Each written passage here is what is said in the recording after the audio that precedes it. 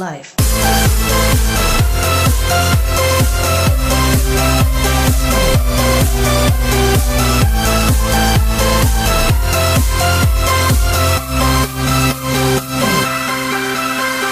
Salut à tous, je suis super heureuse de vous retrouver aujourd'hui. C'est une fille de Végie et j'ai le plaisir de recevoir aujourd'hui Valérie Orsoni. Donc elle est venue en dédicace au Cultura de San Francisco. Elle vient de San Francisco et elle passe seulement 12 jours en France. Donc je suis juste hyper chanceuse de l'avoir avec moi. Donc salut Valérie. Salut. Pour ceux qui la connaissent pas, est-ce que tu peux te présenter un petit peu en quelques mots? Alors en quelques mots, donc Valérie Orsoni, j'ai créé le concept Le Bootcamp, des programmes minceur bien-être où on découvre comment se titiller les papilles en restant en pleine forme. Ça c'est génial. Et bien sûr c'est hyper facile à tenir, c'est des petites habitudes qui sont hyper logiques et pas de restrictions draconiennes. Pas de restrictions et on respecte tous les types de régimes. Toi tu dis veggie, ça peut être, tu peux être végétalien, manger que du poisson, FODMAP, paléo, quoi que tu fasses, tu peux faire le bootcamp. C'est adapté pour tous les types de régimes, donc ça c'est super important. Pour les intolérants aussi? Oui, pour les intolérants à tout, je parlais de FODMAP. Si tu es intolérant au lactose, il y a des recettes sans lactose, donc c'est vraiment, je juge pas. Très souvent quand je viens en France, je souffre de ça dans les restaurants. Si tu demandes du pain sans gluten, une salade végétarienne où il faut enlever un bout de poulet, etc. Donc j'ai vraiment envie que les gens ils se sentent respectés dans mon univers. D'accord, ça c'est génial. Alors dis-moi, combien tu as de bootcampeurs et bootcampeuses en tout? Est-ce que tu sais un peu? Oui, alors je suis pas une femme de chiffres, mais on en a 1 300 000 en ce moment dans le monde, 700 000 en France. Ah ouais, c'est énorme. 89% de femmes, 10% d'hommes parce qu'on aime les hommes. Et les hommes font du sport aussi. Les hommes font du sport, mais et un truc important je veux dire, tous les gens qui font le bootcamp n'ont pas besoin de perdre du poids. Il y a des gens minces comme toi qui le font simplement pour avoir la pêche, l'énergie, retrouver une belle peau, apprendre des nouvelles recettes, se tonifier. C'est pas forcément pour perdre du poids. Maintenant on a des grandes pertes de poids aussi, des gens qui viennent, qui font 120 kg, qui ont besoin de perdre de poids. On a les deux, on fait le grand écart. C'est aussi une question de bien-être et d'équilibre sur le long terme du coup. Ok. Alors Valérie, dis-moi un peu, qu'est-ce que tu penses du régime végétarien? Alors déjà, je pense qu'il n'est pas mauvais pour la santé.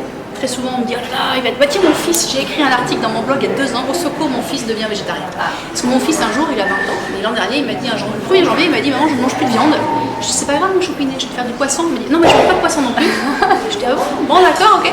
Et donc moi ça me dérange pas parce que j'en mange très peu. Donc j'ai commencé à lui expliquer les équilibres, les acides aminés, comment arriver à avoir assez d'acides aminés pour fabriquer de la protéine, etc.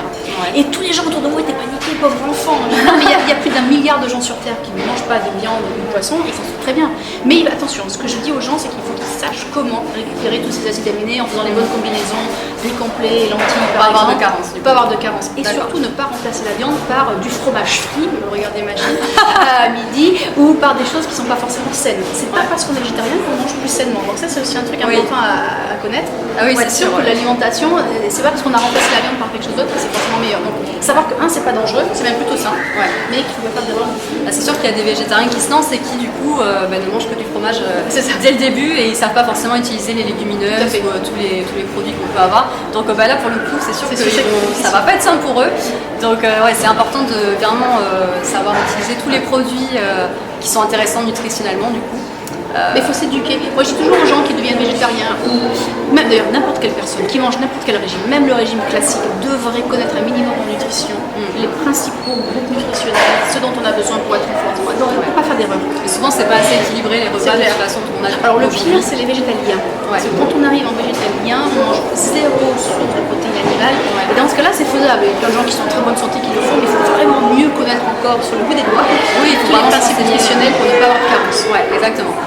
Bon merci beaucoup Valérie d'avoir répondu à mes questions. C'était un plaisir de te recevoir sur ma chaîne YouTube Une fille de Végie. En tout cas j'espère que tu reviendras bientôt en France. Ah oui, je reviendrai à Bordeaux même. J'espère bien et si c'est le cas j'espère qu'on fera une toute rencontre du tonnerre et qu'on va bien s'amuser. À bientôt. Salut.